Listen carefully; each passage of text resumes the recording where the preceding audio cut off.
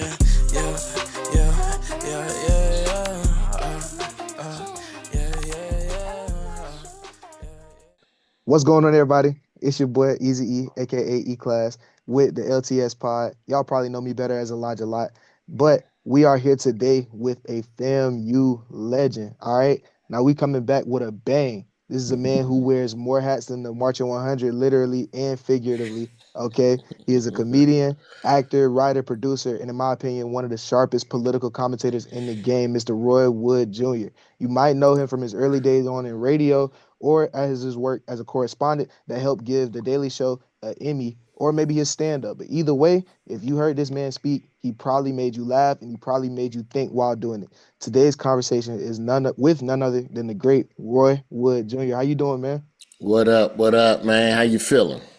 Man, I'm solid. I'm solid. I'm solid. I know you're real busy, so I really appreciate you cutting up some time for me, man. I'm really Yes, looking sir. forward to the conversation, man. So I'm gonna get straight to business, man. I got to start with a really serious question.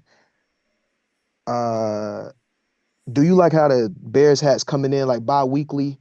You know, like is it a subscription thing? Like, Yeah, you know what's wild, man? So I grew up a Cubs fan because my pops used to do. My pops is a Chicago OG. He used to interview Ernie Banks, who was like one of the more famous Black Chicago Cubs from back in the day. And I ain't gonna lie, man. I just one day I had a Cubs hat in blue. I saw one in gray. I saw one in green. I saw one in orange. And next thing you know, I got way too many. It's a, it's okay, a it's my only vice, bro. I don't have jewelry. I live in New York. I don't have a car. I got maybe 10 pairs of sneakers, which ain't a lot in the bigger scheme. Like I know cats with like 100. You know what I'm saying? wild. 40, Well, 50 pairs. So, no, I keep it low key. But the hats, yeah. We're gonna keep yeah, the hats going. for sure. So if you had to give it a ballpark, how many would you say that you have? 60, Wild. 60, 60 of anything is 60. crazy. Yeah, 60 of anything's crazy. But like of Cubs hats accumulated over the years, if Yeah. I've bought three or four a year at what? About 35, 50 a pop if it's a limited edition joint. Yeah. Yeah. I probably have an addiction.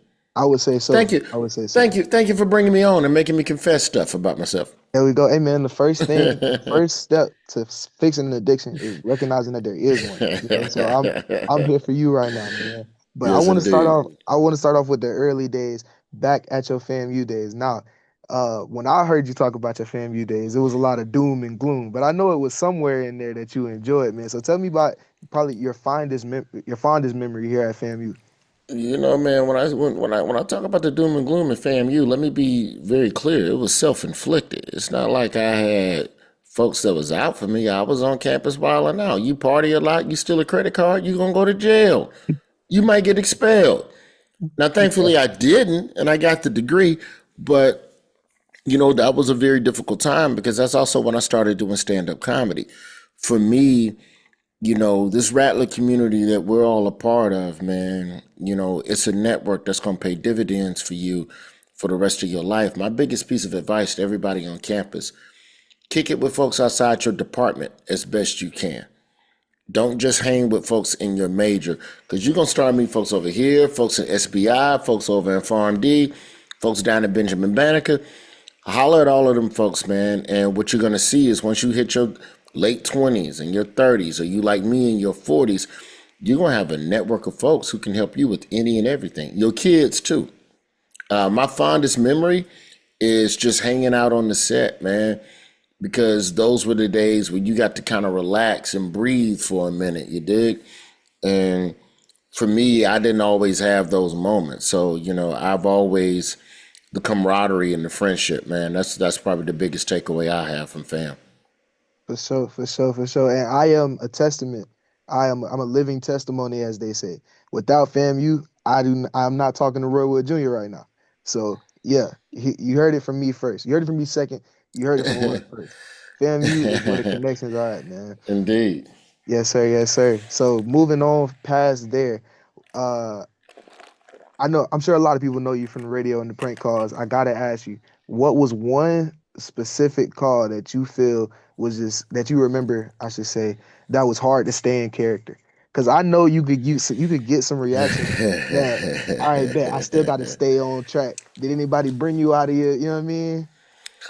I never got completely broken, but I'll tell you about the time I thought for sure a prank call was going to take my life. Like pranks, Yeah, because here's the thing with a prank phone call. You got to remember, we were doing radio. You know, this is the wild days of radio 20, 25 years ago.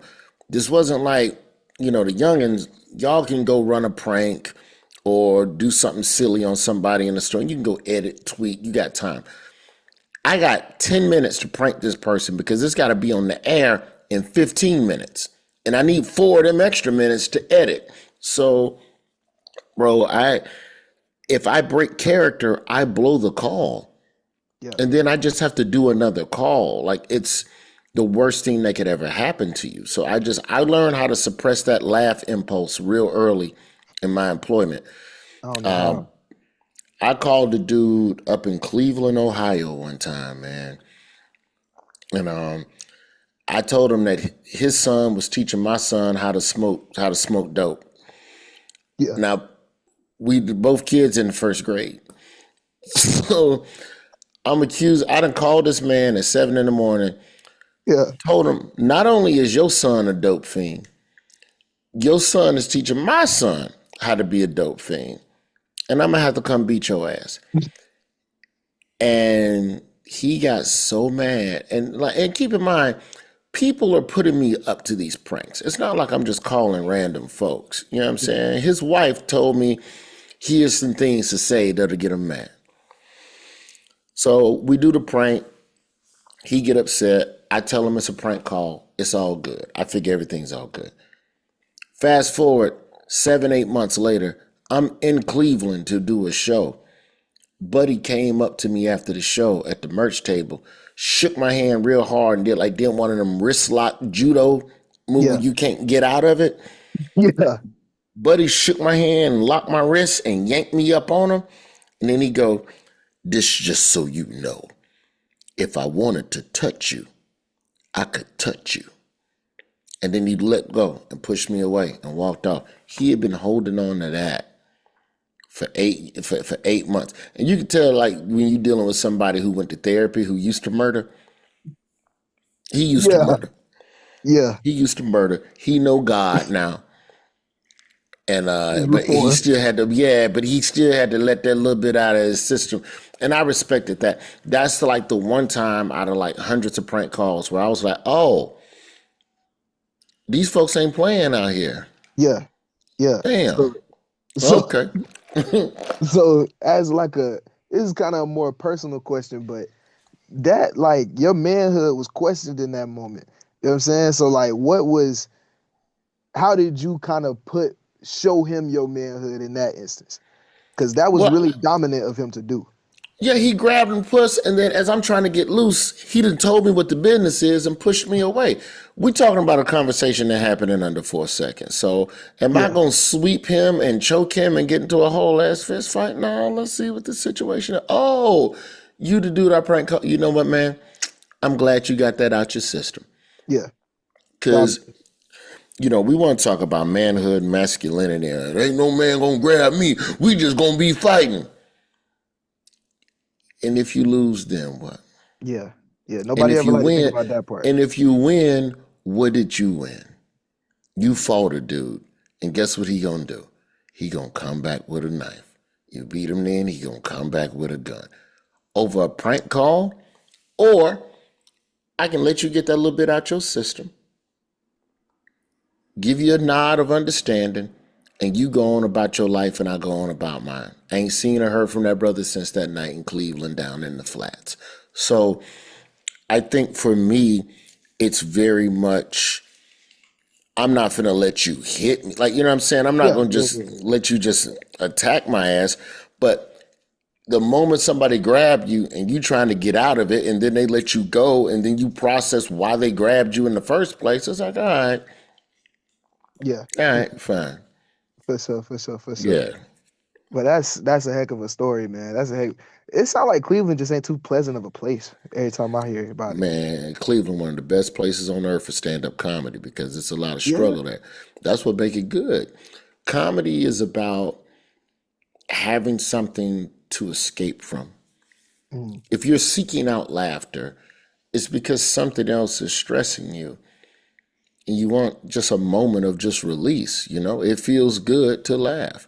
So when you take a place like Cleveland where there, it's a lot of folks, struggling to make a living every day, they got a lot of tension on their heart. So I think, yeah, is there crime or, poverty or whatever? That's everywhere. So I ain't gonna just put that on Cleveland.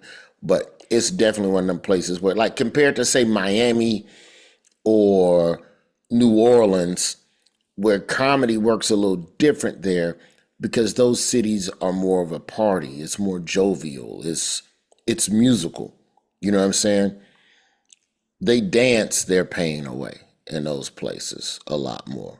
So it's just tonally, it's just a different type of situation, man. But yeah, it's those were different times. for sure.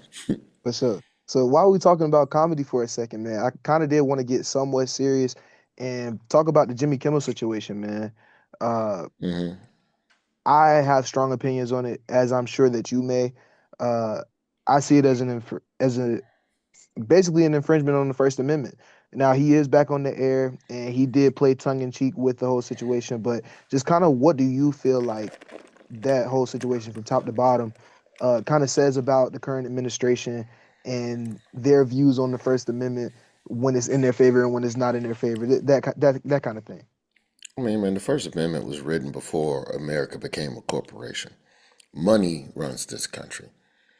And if you work for anybody, understand that you don't have freedom of location. You have freedom of speech, yeah. But if you got a boss that say you can't say this here, well then you got to take your ass out on the street with a bullhorn. That's freedom of speech. The idea that he can't say this and it's ridiculous. I understand why Jimmy Kimmel got pulled off the air. Do I agree with it? No. Was it corporate bullying? Absolutely. But that's what we're into now. Like, that's the game now. I don't like that. But, I feel like we are in a world now where every corporation is going to do what is best for their bottom line. And if that means shutting Jimmy Kimmel up, that's what they're going to do. Same game with Colbert. Y'all better cancel that dude if y'all want to do this merger and make a bunch more money. For the people who don't know, part of why, and this is where it gets gray area and you can't prove it, but I'm going to just tell you what I think. Stephen Colbert works for a company that wants to merge with another company and make a whole bunch of money. The people who have to approve the merger are the federal government. Who does Stephen Colbert make upset every night with his jokes? The federal government. So the federal government is going behind closed doors to CBS and going, hey, if y'all want to hit a lick over here, y'all got to fire that boy. Yeah. And CBS was like, bet.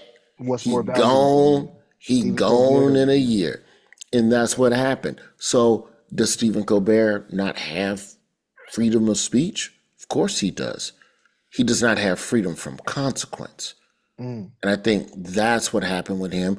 That's what happened with Kimmel. And that is a very terrible slippery slope to have corporations influencing how the government is covered or not covered, because your job is to influence the people. Late night, it's the same thing with 60 Minutes. It's the same thing with all of this media stuff. We are headed down a slippery road of maybe not government controlled media, but government influenced media, which honestly is probably worse. yeah, I was just about Because, to ask you what's the difference between the two. well, the difference between the two is that corporate run media can still give you the illusion that your rights are being upheld. Where at least with state run media, they like, nah, dog, this is North Korean TV. Yeah. Welcome. They letting you know what it is. We in charge of it. This is welcome to Russia TV. Yeah. We run every news outlet. So there ain't no, oh, you can do it. You can fight back and say, Yeah. Yeah, you know what it is off top. Yeah. Dang, man. Right. That I honestly never thought about it that way. I never thought about it that way because I was just more shocked with he said that like that wasn't even bad. We Of course his not. mind could have went a whole It other would. way. It wasn't bad, but people who watch the channel have decided it is bad. And if you're a corporation, do you want happy customer or do you want angry customer? So Right. you're going to do whatever it takes to make angry people happy. If there's more angry people than there are content people. And that's the rock and a hard place Disney found themselves in because they they take Kimmel off the air, then they start losing millions and lost subscribers because people started canceling Disney Plus. So you appeased people who wanted Kimmel out, but in doing that, you made these people mad. So now the corporation's going, well, which group gives us more revenue instead of just having a backbone. Right. But you can't expect a corporation to have a backbone or a moral compass. It's unrealistic. It's a collection of people all gathering in the name of profit. That boy Ben from Ben and Jerry's just had to step down. Ain't a company more woke than Ben and Jerry's. And that boy got to talking sideways. And them shareholders and everybody that they've sold that company to over the last, couple of decades, they go to Jerry. Hey, you got to tell that boy Ben to shut up. Hey, look, we all for doing the right thing, but what he talking about, fooling with the money. Yeah, he tripping.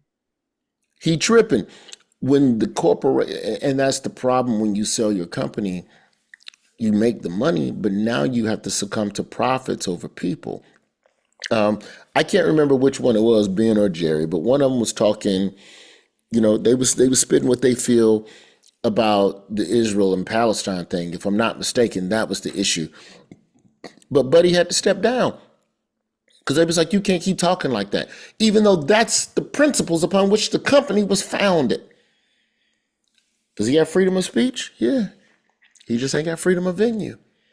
You're not going to talk that and work here because what you're doing is messing up the money. And what we're trying to do as a corporation is trick everybody into thinking that we agree with them so we can get everybody's money. It's like that old school rumor about Michael Jordan. I don't endorse politicians because Republicans buy sneakers too. It's real. I don't know if he really said that, but that's an old school quote that's supposedly attributed to Jordan. So, be outraged. To me, suppression of freedom of speech is people on the side of the road peacefully assembling and protesting ICE and an ICE agent coming over and choking them out and detaining them and deporting them. When all they were doing was standing there holding a sign. Yeah. That's freedom. That's real suppression of freedom of speech. So what happened to Kimmel was wrong. It's a corporate chess match. But when we start equating that to journalists getting yoked up for saying something or getting harassed and doxxed by the government for reporting something, I don't like it's an attack on freedom of speech is under attack. I don't like millionaire who pissed off billionaires being couched under that same argument. That's real. So, I don't know. It's all wrong, but it's same but different, bro. It's levels. So let me ask you, how do you navigate that chess match? You don't. You just have to spit what you want and then know that on the other side of it, it might be some consequences. You say the wrong thing. I work for CNN now. I worked for Comedy Central for 8 years. Thankfully, my show, Have I Got News for You? It's a comedy show, so it's understood we here for the jokes. We just here to be crazy and crack the jokes. Truthfully, I feel like there's a world where I could joke about any and everything, but eventually you're going to find a line that your corporate company isn't going to want you to cross. Same with South Park. South Park been going hard in the paint for, I think they're on like season 30, not season 28 or 29, somewhere like that. They stay going hard. We talking about a show that showed the Prophet Muhammad, and you're not even supposed to draw him. Yeah, They they've put been the wild. N word episode, bro. South Park got some wild episodes. So how do you navigate it is that you continue to do what's funny and what says something to you, and if you lose, and if that costs you freedom of venue, then you just have to find a new place to go. You have to find a new pulpit if that church home don't want you no more. That's real. That's real. Yeah. I love that answer, man. I love that answer. Where do I want to go next with this? Where do I want to go next with this? If we're going in chronological order, uh, I gotta ask you about Lonely Flowers, man. I gotta ask you about that. Genuinely one of my favorite specials of all time. Thank you, I'm a brother. comedy. Yeah, man. I'm a comedy fan as of maybe 5 years ago. I really got into comedy, and from top to bottom, man, is brilliant. I mean that from the bottom of my heart. I mean that. Man, thank Uh, you, man. okay, hard hitting question. I rewound a couple times because I had to see it because you bleeped it out. Was that lady's name Linda? You're close. You're close. Oh my God, you're close. You reading lips. Yeah, Not man. bad. Yeah, man. Not bad, I young had one. to. I had to. Man, damn. I'm close. I'm close. I'm gonna watch a couple times. I'm gonna watch a couple more times. I'm gonna get back to you. Nah, But I ain't the saying thing that nothing. I the thing that I took away from it was your ability to storytell and kind of keep a not even kind of keep a story going and keep you engaged in the story because it's real easy and I find myself doing it sometimes. It's real easy to tell a story and kind of get lost in the woods of the story and it's hard to bring it back, right? But not only do you not get lost, you bring it back to a punchline that hit and it's better that I sat with the story because now it is. You understand what I'm saying? So where do Yeah. you feel like you kind of cultivated that?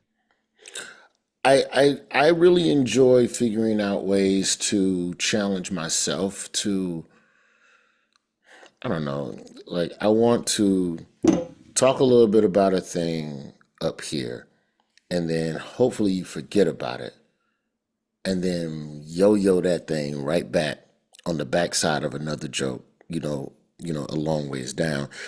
The problem with weaving so much of the material all together, I'm learning now, is that when it's time to pull a clip for the internet, you need to have seen another part of the show to get this 90-second part exactly. So that part becomes a little bit of a challenge when it's time to clip stuff out. But by and large, man, I'm just thankful that people watched it and showed love. And, it's definitely something that, stand-up comedy at its core, it's who I am. It's what I love to do. And it's what I want to, at some point, get back to. I want to do a one-man show in 2026 at some point, but I'm not sure. I'm not sure of where yet. Well, I would love if you came to Jacksonville, and I would love if you came to Tallahassee. That's all I'm gonna say. That's where I'm mostly Okay. at. That's where I'm mostly at. More on the writing part. How does your mind tie things together to tie fast food fights to police brutality? How does a mind do that? You know what I mean? Like, You know what, man? I think you have to take complicated and emotional things and remove the emotion and just take the logic and intention of what you're trying to say and put it into a nonsensical world. And I think if you do that, then you're able to remove some of the drama around a particular thing. Like, of course, police brutality bad. Yes. But then if I can figure out a way to get you to laugh at something that parallels to that, then you can understand how ridiculous it is. Like there in one of my previous specials, I talked about how, the police have all these wrongful harassment, whatever. Like I don't. This is just a number I'm throwing out. I don't remember the statistics. It's been 3 years since I taped that special, but the NYPD probably paid out $70 million in like lawsuit money for harassment, right? Well, you would be better off just paying cops to snitch on each other, and you would save money. And then I'm Yeah. into talking about how I would be a snitch cop. Like I would be hired, and if you just shot me a Venmo every month, Yeah. $10,000, man. Just tell us who planting the dope on people. You know how much safer the streets would be, and how much richer the police. So that's a silly solution that'll never happen, but Yeah. it's an easy way to talk about black pain through the construct of the solution. What's my stupid solution to the thing versus what is here's what's wrong and here's the problem. And there's a lot of great comics that do that well. That's just not my skill set. You know, it's like trying to get me to use anger to fuel my humor just doesn't work. I have to use ridiculous and then weird analogies like a food fight to bring you back to the serious issue. And just that's what I do best. So that's what I lean into. For sure, for sure, for sure, man. I appreciate that because I do see that as one of your strengths, and that's one of the things that I feel makes you special. You did reference other comics earlier. What would you say is your comedy Mount Rushmore? Oh, Excluding this. Carlin, Chris Rock, Sinbad, uh, I'm torn between I'll platoon Cat Williams and Bill Burr in that four hole, though I'll probably lean towards Cat ish right now. Yeah, yeah. I love Bill Burr Yeah. personally, so it was good to hear his name. I wasn't expecting to hear Carlin, but I respect it. Carlin is the blueprint of Burr. That's real. Carlin Yeah, is Jordan to your Kobe LeBron. yeah, You know, like to me, you know, and I know a lot of people love Richard Pryor. I have a lot of respect for Pryor. I just found my preferences to lean a little bit more towards Chris and Sinbad because of more vibrance on stage. You know, Pryor carried a lot of pain, so there's a lot of time that his comedy wasn't as demonstrative as what I gravitate towards. I know part of my love of Sinbad is rooted in having an appreciation for him as a performer because he's someone that influenced me stylistically, whereas Pryor did not. Because that's just some like, oh, I can't do that, so I'm not even going to try to study that. Like I'll watch it yeah, and laugh, but I know I yeah. can do that. But Sinbad, I was like, I still ain't got to that level of Zen yet, but I Mhm. do be thinking about, maybe I could. For sure, for sure. Trust me, I totally understand what you're saying, man. I personally hate the treadmill. I feel like it's pointless. I hate cardio that I there's no like end point. I end when I want to. So my cardio is basketball, and I love LeBron is my GOAT personally, but I'm not gonna Hmm. sit and watch LeBron highlights all day, and that's gonna be my game. I'm not 6'8", like I'm not that. I'm gonna Yeah, sit and watch you these learn. Draymond highlights, and okay, that's a good. Oh, I Okay, like so you the down and dirty. Okay, yeah, so then by that same comparison, there is no Draymond without a Dennis Rodman.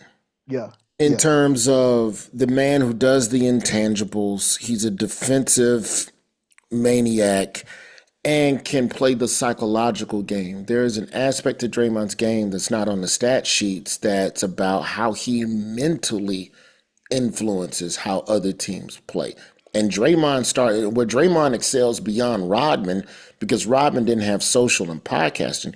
Draymond is in people's heads a week out yeah, before you even get to, you know what I mean? So that part of it I find to be, I don't know, really, really amazing, man. Right? Really, really amazing. But yeah, Carlin was always my dude. If you go back, if you love Bill Burr, you will understand George Carlin even more. That's who Bill Burr talks about. mm, So, you know, I implore everybody, you know, I'm not sitting here and gonna act like one's better than the other. It's like when you get into the GOAT debate of Kobe, LeBron, Jordan, and then somebody comes in and says Bill Russell. Well, I can't argue that. But he also didn't influence me. yeah, yeah, yeah, yeah. You know, there's no taking away from the legend. And the stats speak for themselves, but he just didn't influence me. And when people talk about Mount Rushmore, I talk about Mount Rushmore from a POV of influence. And Richard Pryor was not one of my performative influences. I respect him Magoo gobs, of course. But if you're talking about the people I looked at and went, ooh, if I could do a little bit of that, if I could do a little bit of that, damn, if I could do a little bit of him too. That, yeah. You know, that's kind of where I am. And that's the same with Cat and Bill Burr, you know. For sure. Cat Williams has the brilliance of a NASA physicist with the simplicity and likability of a retail worker. Mm. Like in that little chit chat you just might have with somebody at a register while they ringing you up, he can break things down simple enough and fast enough for you to understand it in 90 seconds. Ridiculously complicated things and make you laugh at it. That's not easy to do. Chris Rock does it like a master as well. It's just not easy. That puts me in the mind of, I think his name is, oh, I feel like a terrible comedy fan. Eddie Griffin. That puts me in the mind of Eddie Griffin. He Yeah, has that type of skill. Yeah. yeah. Eddie Griffin will tell you joking, but anyway, man, I'm telling you, man, the government is plotting against us, and that's why y'all got to make sure that you get prepackaged foods, order food, and you be like, what the fuck? How did we But he be right though. Yeah. He be right.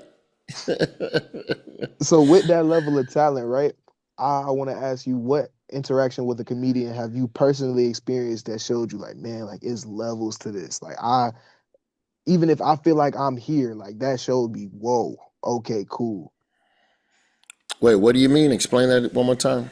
Whether it's you watching the set, or like watching the set live, or a conversation with a comedian that just kind of showed you like it's levels to this. Like I thought that this was good, but this dude or this girl is out of here.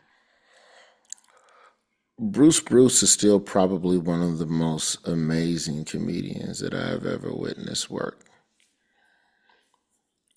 Bruce,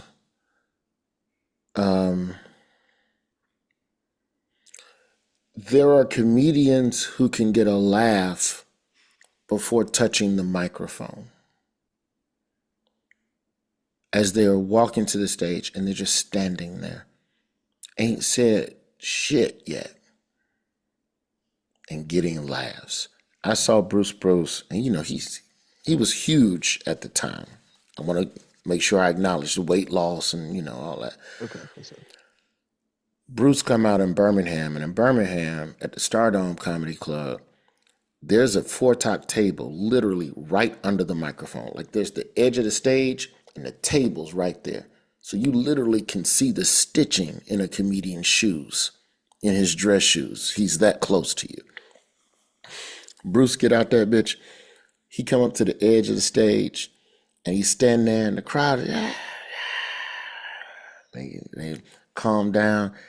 He take the mic out the stand. He look down at the four people in front of him. He go, don't worry, I ain't gonna fall on you. Applause break. Yeah, A single sentence, bro. yeah. A Less than 10 single words. sentence.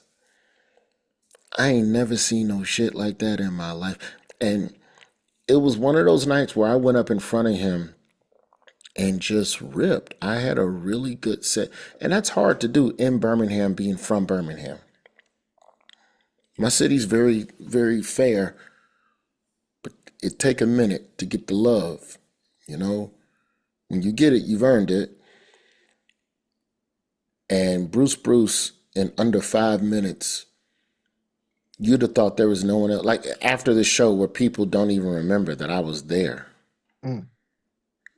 Oh yeah, man, it was funny too. Like literally forgot about my existence. Yeah, That's how destroying Bruce was and continues to be, constantly writing new material. D.L. Hughley, I admire his ability to take a topic that happened this morning and have 15 minutes of material by that evening. He's great with it. It's just it's a lot of folks out there, man, that are just really, really good, and I just got a lot of respect for. Yes, sir. Yes, sir. I wanna bring it around to I wanna bring it around to Man of Many Fathers, right? What do you what motivated you to write a book, number one, and for that to be the topic? Just what kind of what was your inspiration? I mean, the long and short, man, my pops died when I was 16, and for me, I wanted to talk about as best I could my dad in a way that kind of celebrated his life, but also acknowledged that, I didn't get everything I needed from him as a man. And when I had my son, I started thinking about the values and the things that I've learned. And it made me a lot more understanding and appreciative of all of the men in my life that poured into me. Professors at FAMU, OG comics that looked out for me, cats I used to work with in day labor spots, like all of that. That stuff was beautiful to me. So I just wanted to start talking about that and putting that all kind of on paper and just kind of, tell a bunch of short stories, just about, life and times, if you will. Yeah, yeah, yeah. Yeah. What do you hope readers take away from it? I hope that people take away an understanding that our parents were never perfect. They were doing the best they can. And if you really stop and look around at the people that raised us, you'll learn that you learned a lot more from people outside of your house than inside the house. And I think that's, just a beautiful thing. That is a beautiful thing. That is a beautiful thing. And I'm glad that you phrased that the way that you did, because that brings me to our last question, man. The Hmm. imperfection of our parents. You have an infamous story where your father met Don Cornelius and he made what you deem as a mistake. And he might have as well. If you don't mind retelling that. And my question towards you is do you have your meeting Don Cornelius moment or a moment in your career that you wish you could go back and maybe yay or nay? No, I don't have any big money mistakes like that. But I mean, the long and short of it is that, my pops, Don Cornelius, who created, the beautiful Soul Train empire, Don Cornelius, man, my pops was one of the people that gave him some of the front money for Soul Train. And he wasn't the only person, but he was one of the people. And then my daddy wanted his money back instead of staying on board as a producer. And Don Cornelius offered. He told my pops, "Hey man, this might blow up. You should just be a producer." My daddy was like, "Don't nobody want to watch black people on TV dance for an hour. That's stupid." My dad walked away from it, man. Bag fumble. I wasn't even allowed to watch Soul Train as a kid, man. I couldn't watch it. Couldn't watch it, bro. That's real. I wouldn't want to Yeah, see it on TV either. yeah. But If it's I knew all the in the backstory, game. nah. Mm-mm. Yeah, it's all in the game, though, man. But yeah, it's love. It's all love. I met Don Cornelius once in 2003. He was actually a guest. He wasn't on the show, but he was in the audience at Star Search, and I was too shy to ask him about it at the time. I never said anything. I just left it alone. That's honestly beautiful though. Like that's what happened between those two men is what happened between those two men, you know? Yeah, It's you know? yeah, Yeah, yeah, yeah. yeah. I Uh think I just leave it at that, man. for sure. For sure. Do you have anything that you want to plug? Oh no, that's it, man. The book, The Man of Many Fathers, man. So I'm thankful for it, and I appreciate everybody. I appreciate you, man. Thank you. Thank you, man. I appreciate your time for real. I mean that from the bottom of my heart, man. You were super real. You gave me a lot of game when we first met. I appreciate you staying in touch with me, man. And again, I cannot thank you enough, man. I really appreciate you.